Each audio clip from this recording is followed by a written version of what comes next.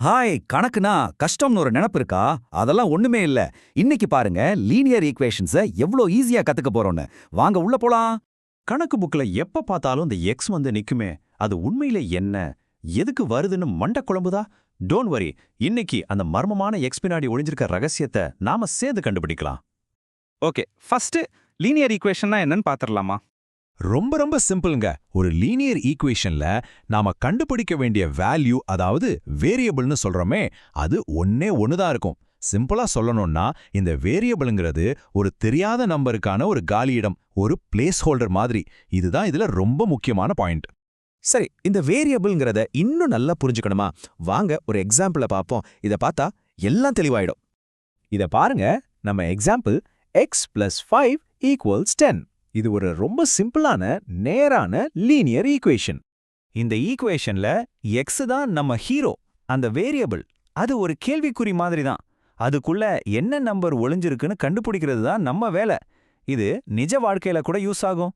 ஒரு பொருளோட விலை என்ன, இல்ல ஒரு பாக்ஸ்ல எத்தனை சாக்லேட் இருக்குன்னு கண்டுபிடிக்கணும்ல, அதுக்கெல்லாம் இந்த x தான் பேஸ்.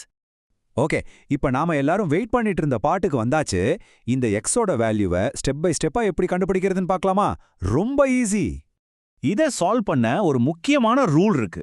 நம்மளோட வேலை என்னன்னா, இந்த 5 ஈக்குவல்ட்டுக்கு அந்த பக்கம், அதாவது வலது பக்கம் கொண்டு போகணும்.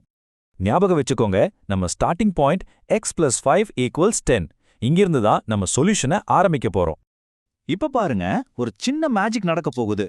இடது பக்கம் இருக்கிற +5 அந்த ஈக்குவல் டு சைனை தாண்டி வலது பக்கம் போகும்போது அதோட சைன் அப்படியே மாறும்.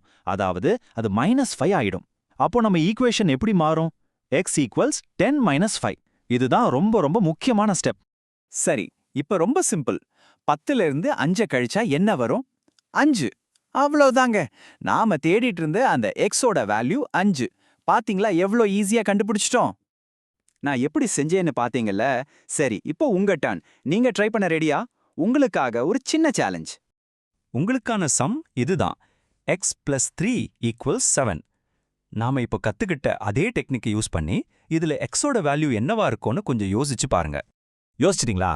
எக்ஸோட வேல்யூ என்னன்னு கண்டுபிடிச்சு உங்க ஆன்சரை மறக்காம கீழே கமெண்ட்ல போடுங்க. உங்க பதிலெல்லாம் நான் பாப்பேன். சூப்பர்.